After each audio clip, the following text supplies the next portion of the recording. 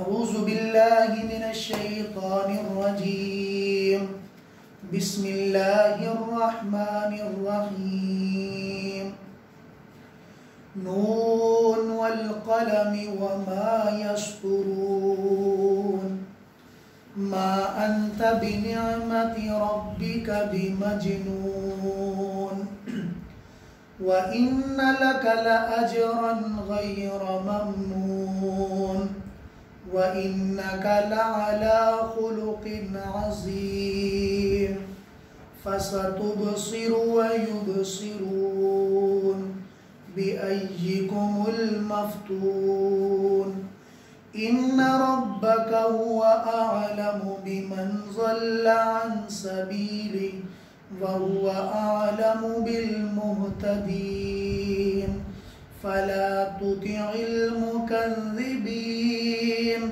ودوا لو تدهن فيدهنون ولا تطع كل حلاف مهين هماز مشاء بنميم مناع للخير معتد أثيم عتل بعد ذلك زنيم أن كان ذا مال وبنين إذا تتلى عليه آياتنا قال أساطير الأولين سنسمه على الخرطوم إنا بلوناهم كما بلونا أصحاب الجنة إذ أقسموا ليصرمنها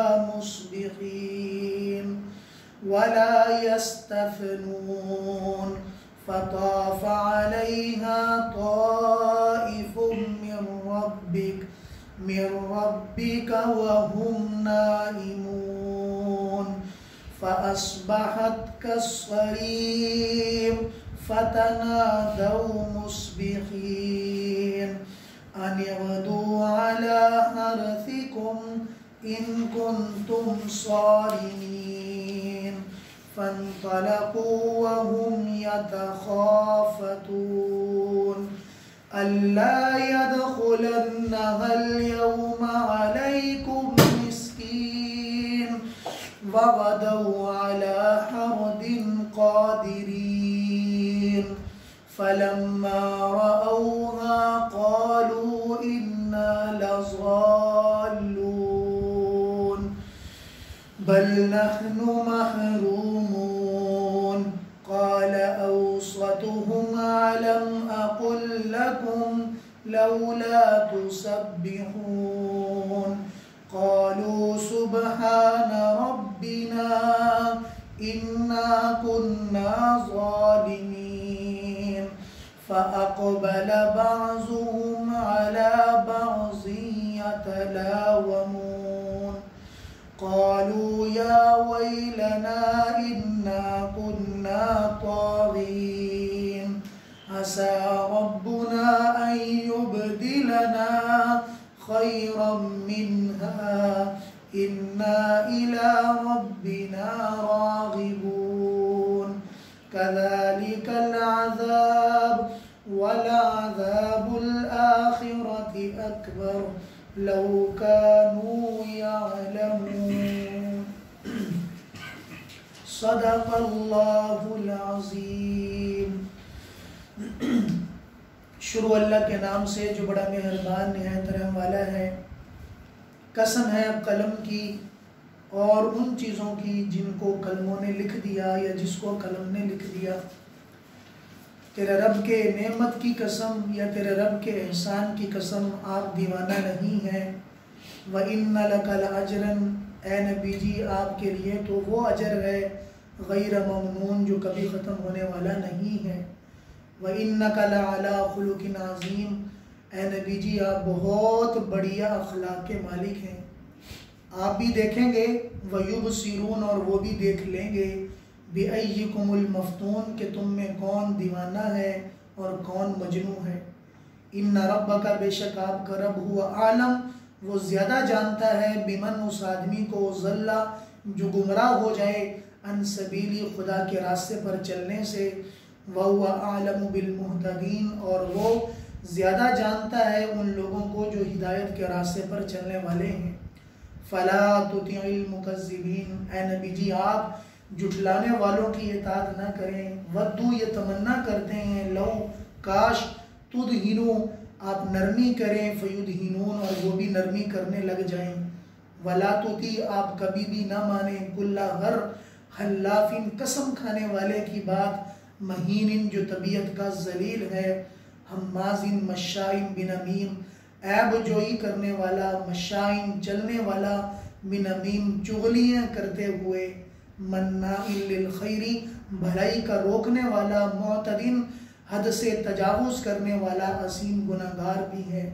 عتل بد مزاج ہے بعد ذالک زنیم اور اس کے بعد زنیم بے خاندانی ہے اس کا تو اپنا خاندان بھی کوئی نہیں ان کان ذا مال و بنین وہ یہ کہتا پھرتا ہے کہ وہ تو مال والا ہے و بنین بیٹوں والا ہے اذا تتلا علیہ آیاتنا اذا جب تتلا تلاوت کی جاتی ہے علیہ اس پر آیاتنا ہماری نشانیاں قالا کہنے لگتا ہے اساطیر الاولین اساطیر سطر کی جمع یہ تو پہلے والوں کی سطریں ہیں یعنی کہانیاں ہیں یہ کہہ لے جو کہتا ہے سَنَسِمُهُ ان قریب ہم ضربیں لگائیں گے سَنَسِمُهُ داغ دیں گے علی الخرطوم اس کے ناک پر اِنَّا بَلَوْنَاهُمْ اِنَّا بے شک ہم نے بَلَوْنَاهُمْ اہل مکہ کو ازمایا کما بلونا جیسے ہم نے ازمایا اصحاب الجنتی باغ والوں کو اِذْ اقسموا جب وہ قسمیں کھا رہے تھے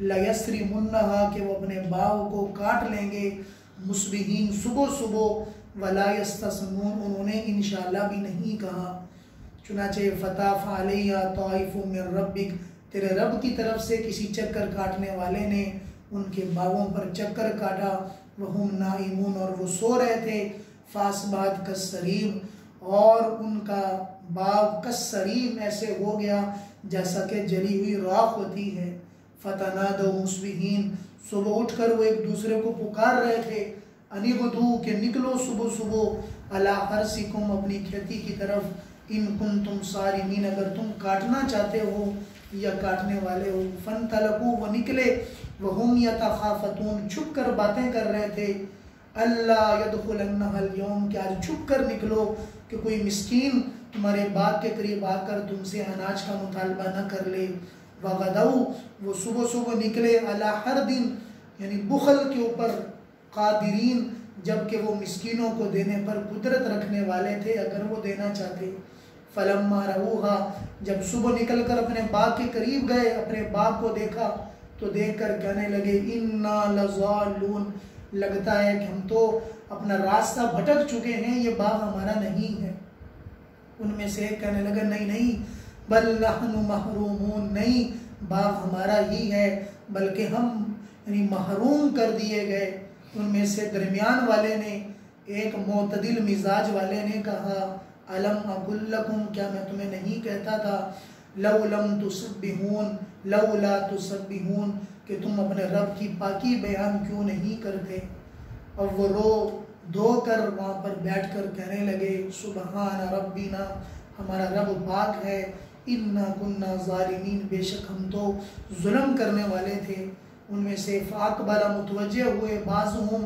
ایک دوسرے پر یتلاومون ایک دوسرے کو ملامت کرنے لگے تو نے کہا تھا مسکینوں کو نہیں دینا دوسرا کہنے لگا تو نے کہا تھا مسکینوں کو نہیں دینا قالوا یا ویلنا سب کہنے لگے ہے ہمارے لیے ہلاکت انا کنا طاغین ہم تو سرکشی کرنے والے تھے عسى ربنا قریب ہے ہمارا رب ان یبدلنا ہمیں اس سے بڑھیا بدلہ دے دے انا الی ربنا راغبون اگر ہم اپنے رب کی طرف رجوع کر لیں اپنے رب کی طرف رغبت کر لیں اے نبی جی ان کو بتائیں کذالک العذاب عذاب ایسے ہوتا ہے جیسا کہ تم پر کہت آیا جیسے ان پر آیا ولا عذاب الآخرۃ اکبر آخرت کا عذاب تو بہت بڑا ہے لو کانوا یعلمون کاش کہ یہ اللہ کے عذاب کو دنیا میں جان لیتے اور آخرت کے اندر اس سے صحیح سالم ہو جاتے یہ صورت بڑی حکمت والی ہے.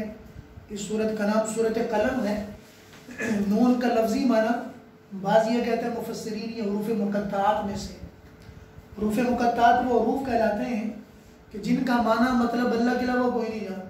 الف لام میم کاف یا عین صاد نون صاد, ان کا معنی اللہ ہی جانتا ہے. کہ بعضوں نے لکھا ہے کتابوں کے اندر کہ ہو سکتا ہو کہ اللہ نے ان لفظوں کے ذریعے سے لکھ دیا ہو کہ میں اس امت کے لوگوں کو بغیر حساب کتاب کی جنت میں داخل کر دوں. اللہ نے اس امت سے وعدہ کر لیا ہو کہ میں اپنے نبی کے صدقے میں اس امت کو معاف کر دوں گا, یہ جو بھی کرے, یا اپنے نبی کی سفارش کو قبول کروں گا. بہرحال ان کا معنی اللہ ہی بہتر جانتے ہیں.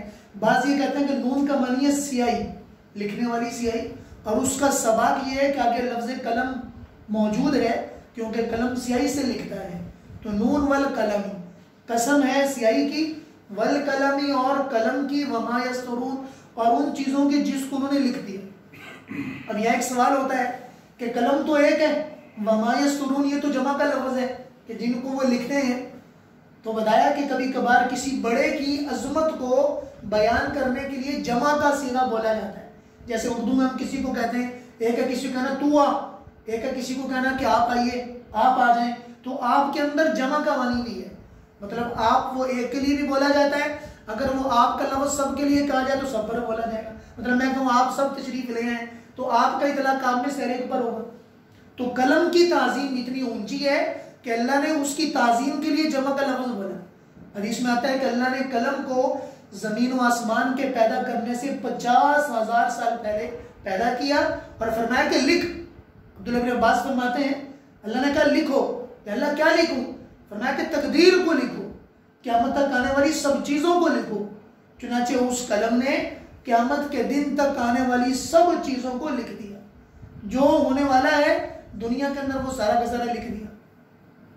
اور بعض یہ کہتے ہیں کہ اس سے مراد ہر وہ قلم ہے, عام قلم ہے, جیسے ہم بھی لکھتے ہیں وہ بھی قلم ہے, لیکن پھر اس قلم سے مراد وہ قلم ہوگا جس قلم سے بھلائی لکھی جائے, اللہ کے کلمات لکھے جائیں, جس سے خیر کو لکھا جائے, شر کو نہ لکھا جائے. پہلے قلموں کا رواج ہوتا تھا, آپ کو آج کل قلموں کا رواج ختم ہوتا جا رہا ہے. تو قلموں سے لکھا جاتا تھا جس میں قرآن کی تصریفات کی جائیں, قرآن کے صحیفے لکھے جائیں, احادیث کو لکھا جائے, خیر کی چیزیں لکھی جائیں, خیر کے خط لکھے جائیں, خیر کی دعوت لکھی جائے. والقلم وما یسطرون, یا پھر اس سے مراد وہ قلم ہوگا. بہرحال آگے فرمایا ما انت بنعمت ربک بمجنون. حضور اکرم صلی اللہ علیہ وسلم نے جب آ کر آپ نے سورۃ لام میں ملاحظہ کیا اور بھی صورتوں کے اندر ملاحظہ کیا, حضور نے کھڑے ہو کے اعلان کیا کہ لوگوں میں کہوں کہ قافلہ آنے والا ہے, ہلاک کر دے گا, مانو گے؟ مانیں گے بالکل, اس لیے کہ آپ امین ہیں, سچے ہیں, کبھی جھوٹ نہیں بولا, کبھی آپ نے بددیانتی نہیں کی. فرمایا کہ اچھا پڑھ لو لا الہ الا اللہ. تو سارے کے سارے مخالف ہوئے. اب جب مخالف ہوئے تو حضور نے دعوت دینا نہیں چھوڑا. اب اس وقت کفار کا پیک کا دور ہے, ان کے پاس حکومتیں انہی کی, اناج انہی کا, ہر چیز انہی کی تھی. اب حضور بالکل ایک ہی ہیں, تنے تنائے کمزور ہیں. صدیق اکبر ساتھ ہیں اور کچھ صحابہ ساتھ ہیں, بالکل کمزور ہیں. اب ایک بڑے پہلوان کے سامنے کوئی ٹڈا سا چوڑا سا آدمی کھڑا ہو کر ڈینگیاں مارنا شروع کر دے, میں تمہاری ٹانگ توڑ دوں گا, یہ کر دوں گا, فلاں کر دوں گا, تو پہلوان کہے گا تجھے ایک لگنی ہے, 4 دن تک جو ہے تو پتہ ہی نہیں چلے گا. تو مشرکین کو اپنے بارے میں یہ گھمنڈ تھا کہ ہم بہت بڑے کسی عہدے پر ہیں. اللہ نے فرمایا کہ ان کا گھمنڈ صرف باتوں کا ہے. اے نبی جی آپ کا رب قسم کھاتا ہے, ما انتا بنعمت ربک بمجنون.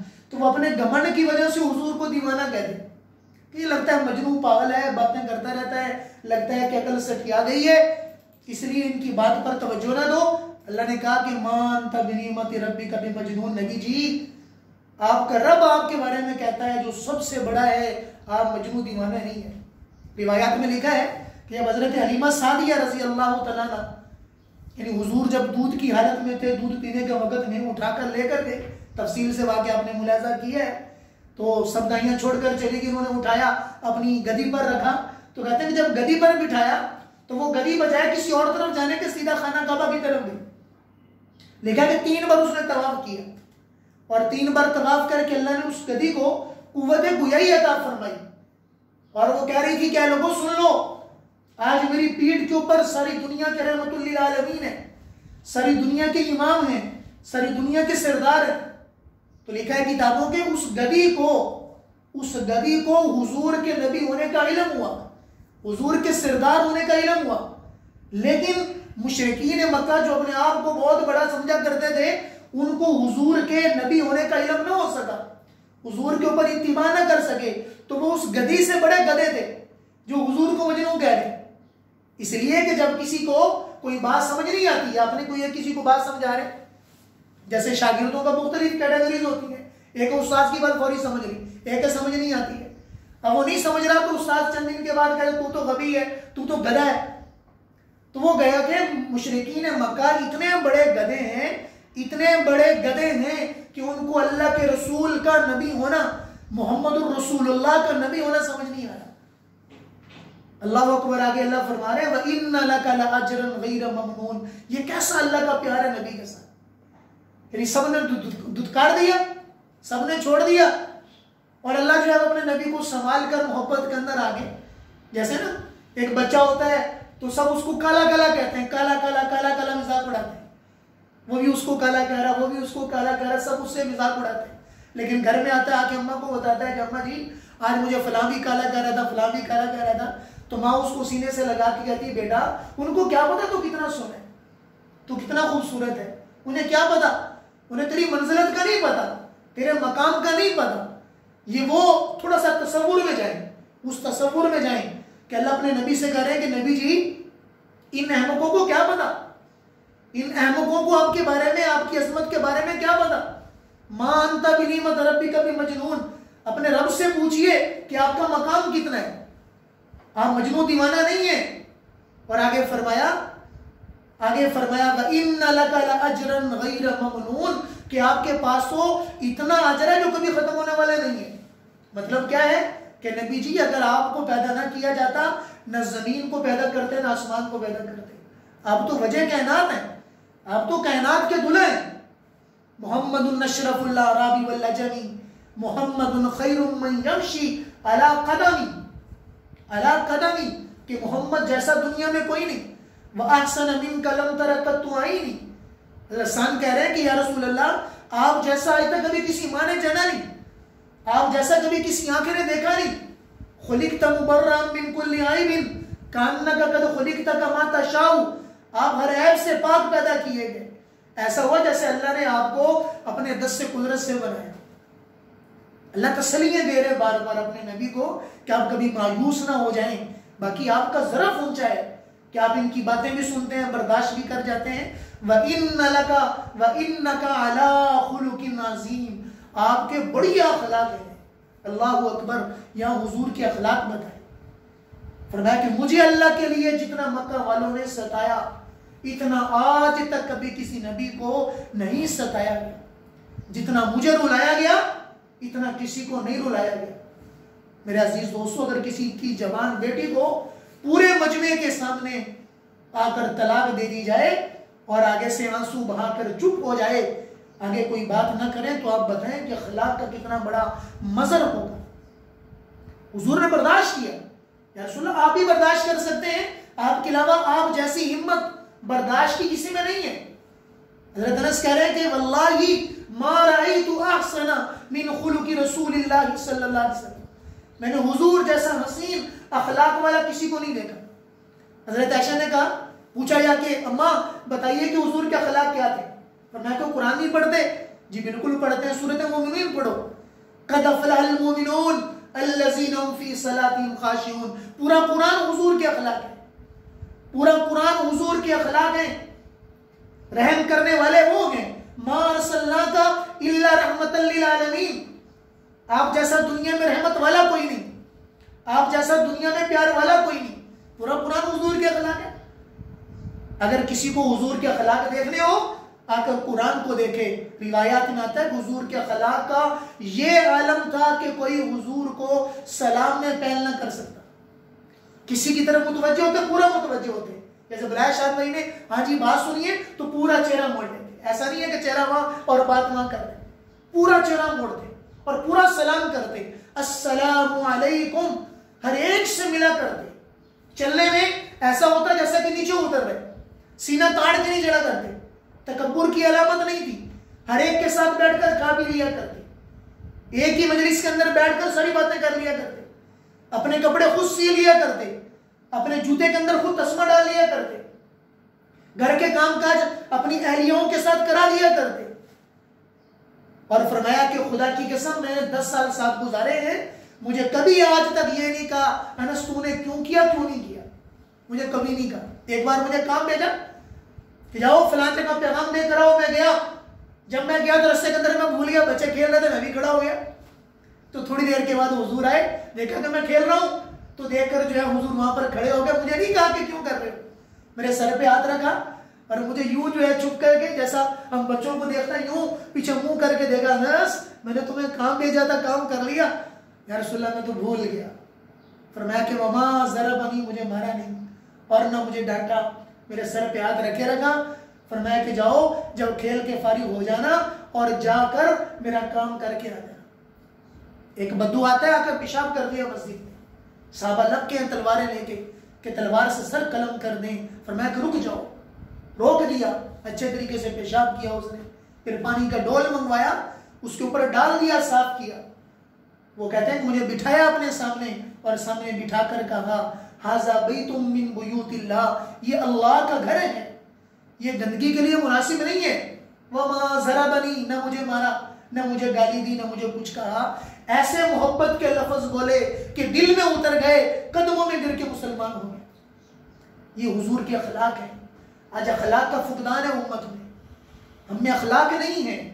اخلاق کا مظہر ہونا چاہیے کہ میرا اخلاق کیسے ہیں، دوسرے کے ساتھ رہنا سہنا، ایک دوسرے کی عزت کرنا، ایک دوسرے کا احترام کرنا کیسا ہے. فرمایا کہ سب سے بہترین انسان وہ ہے جس کے اخلاق اچھے ہوں. حدیث میں آتا ہے کہ ایک وہ آدمی جو ساری زندگی تہجد پڑھے، ساری زندگی روزے رکھے، اچھی اخلاق والے کا مقام خدا کے نزدیک ان دونوں سے بڑھ کر ہے. اچھے اخلاق والے کا مقام خدا کے نزدیک ان دونوں سے بڑھ کر ہے. فرمایا کہ اچھی اخلاق والا ساری زندگی روزے رکھنے والوں کے برابر ہو جاتا ہے، ساری زندگی تہجد پڑھنے والوں کے برابر ہو جاتا ہے. اس کا ایک بول محبت کا اللہ کے یہاں اتنا پسندیدہ ہوتا ہے. اس لیے بول چال میں ہمیں احتیاط کرنا چاہیے، دل آزاری نہ کریں، نہ گھر والوں کی دل آزاری کریں، نہ ساتھ رہنے والوں کی دل آزاری کریں، نرمی کو اپنائیں. فرمایا کہ اللہ نے مجھے نرم بنا کر بھیجا. یا رسول اللہ مشرکین پر دعا کر دیں. فرمایا کہ اللہ نے مجھے لعنتیں کرنے والا نہیں بنا کر بھیجا، مجھے رحمت والا بنا کر بھیجا. میں لعنت نہیں کروں گا، کبھی کسی کو حضور نے لعنت نہیں کی، اپنے ہاتھ سے کبھی کسی کو نہیں مارا. صرف ایک بار ایک کافر سے کہا تھا کہ میں ہی تمہیں ماروں گا، اس کو مارا نہیں ہے. ہلکی سی خراش آئی، وہ چلاتا تھا کہ میں مر گیا مر گیا. لوگوں نے کہا کہ تمہیں شرم آنی چاہیے، اتنی سی خراش ہے. کہا نہیں، مجھے محمد نے کہا تھا، خدا کی قسم اگر مجھے محمد اس وقت دیکھ بھی لیتے، ان کے دیکھنے کی وجہ سے میں قتل ہو جاتا. اگر مجھ پر تھوک دیتے، میں تھوکنے سے قتل ہو جاتا کہ وہ نبی آخر الزمان ہے. اس لیے اخلاق کا مظہر ہم اپنے آپ کو بنائیں. آج بڑا عجیب مضمون ہے، دل چاہ رہا ہے کہ میں اتنا بولوں، اخلاق کی حدیثیں ذہن میں آ رہی ہیں، ٹائم بھی ہمارا قلیل ہے، لیکن اخلاق کے لیے محنت ہمیں کرنا چاہیے. آگے اللہ فرما رہے ہیں کہ ایک وقت آیا کہ مشرکین مکہ نے جب حضور کو سدایا، حضور نے بددعا کر دی. بددعا چھوٹی سی کی، اللہ ان پر قحط نازل فرما، ان پر قحط نازل فرما تاکہ تھوڑا سا ان کو تسلی ہو جائے، تاکہ ان کا غرور ٹوٹے، ان کا تکبر ٹوٹے. اللہ نے کچھ دن قحط کر دیا. اللہ نے پھر ایک واقعہ بیان کیا قرآن کے اندر، ان کی مثال ان باغ والوں کی طرح ہو گئی کہ باغ والا یہ یمن کا ایک آدمی تھا جو بہت ہی نیکوکار تھا. اس کا ایک باغ تھا جس کا نام تھا سورادان، اس کے باغ کا نام تھا. وہ کہتے ہیں کہ اپنے اس پورے باغ کے اندر مسکینوں کے لیے، غریبوں کے لیے کوئی چیز چھوڑ دیا کرتا تھا. دانتری کے نیچے جو آ جاتا اس میں سے بچ جاتی، یہ غریبوں کا، جان بوجھ کے چھوڑ دیتا. کاٹتا کاٹتا جان بوجھ کے یہ مسکینوں کا حصہ، یہ فلاں کا حصہ. کچھ عرصے بعد انتقال ہوا، 3 بیٹے تھے، بیٹوں نے کہا ہمارا باپ تو بیوقوف تھا، ایسے غریبوں کو دے دیا کرتا تھا. ہماری آج کھیتی آئی ہے، ہم نے ایک دانہ بھی غریبوں کو نہیں دینا. لیکن ہم غریبوں کو پتہ ہے ہر سال وہ آتے تھے لینے کے لیے، کل کو پہنچ جائیں گے، ہمارا اناج کٹنا. ایسا کرو صبح نکلو، صبح نکلتے جا کے بس کاٹ کے وہیں جو ہے اپنا کام کاج کر کے واپس آ جائیں گے. صبح نکلے، چھپ چھپا کے باتیں کر، جلدی نکلو، مسکینوں کو پتہ نہ چلے. صبح گئے، جا کے دیکھا کہ پورا کا پورا باغ جل چکا تھا. وہاں پر ایک رائی کے دانے کے برابر بھی کچھ نہیں تھا، کسرین، جیسے جلی ہوئی راکھ ہوتی ہے. دیکھ کر کہنے لگے لگتا ہے کہ سارا راستہ بول گئے ہیں. تو اس نے کہا راستہ نہیں بولے، بلکہ راستہ وہی ہے، ہم بھٹک چکے تھے۔ ہمارا باپ نیک تھا، اگر باپ کے نقش قدم پر چلتے، آج تک ہمارا باپ اس نے لوگوں کو کھلایا، مسکین نہیں ہوا، ہم نے مسکینوں کو روکا، آج سارا کا سارا تباہ کر دیا گیا۔ واویلا کرنے لگے، وہاں پر زمین پہ لیٹ کر اللہ سے توبہ کی۔ عبداللہ ابن مسعود فرماتے ہیں کہ مجھے روایت پہنچی ہے، اللہ نے بدلے کے اندر ان کو ایک باغ دیا۔ انہوں نے جب توبہ کر لی، اللہ سے صلح کر لی، ان کو بدلے میں ایک باغ ملا جس میں اتنے بڑے بڑے انگوروں کے باغ تھے۔ انگور کا ایک اتنا بڑا خوشہ تھا کہ ایک خوشہ پورے کھچر پر لاد کر لایا کرتے تھے۔ اللہ نے بدلے کے اندر توبہ کی برکت سے اتنا کچھ عطا کیا۔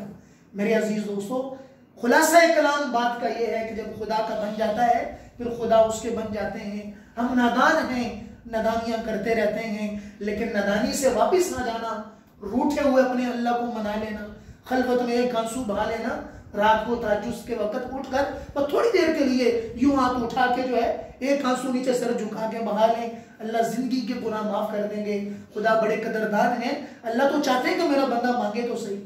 ہم بے قدرے ہیں، خدا قدر والے ہیں۔ جب خدا دینے پہ آتے ہیں، ساری دنیا لینا چاہے، خدا میرے عزیز دوستو اتنا دیتے ہیں جو کبھی ختم نہیں ہوتا۔ بس اللہ کے بن جائیں، اللہ بن جائیں گے، سارے کام بن جائیں گے۔ اللہ تعالیٰ عمل کرنے کی توفیق عطا فرمائے۔